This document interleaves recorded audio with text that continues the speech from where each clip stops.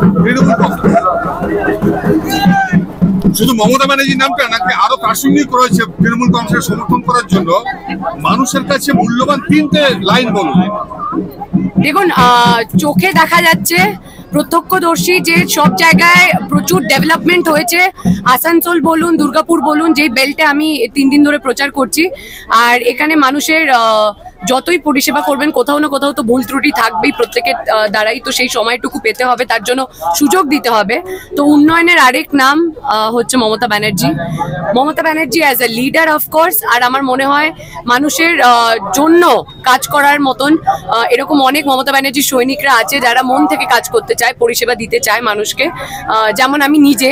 তো আমি মনে করি এই জন্য তৃণমূল কংগ্রেস। জাস্ট লাস্ট প্রশ্ন, এই নির্বাচনটা তো দিল্লির নির্বাচন, প্রধানমন্ত্রী নরেন্দ্র মোদীকে তোমার দৃষ্টিভঙ্গিতে কি চোখে দেখছো অ্যাজ এ পারফর্মার?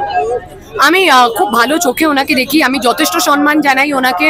উনি অ্যাজ এ প্রাইম মিনিস্টার খুব ভালো কাজ করছেন ভারতবর্ষের জন্য, কিন্তু আমার মনে হয় রাজ্যে মমতা ব্যানার্জির আর কোনো বিকল্প নেই। Thank you.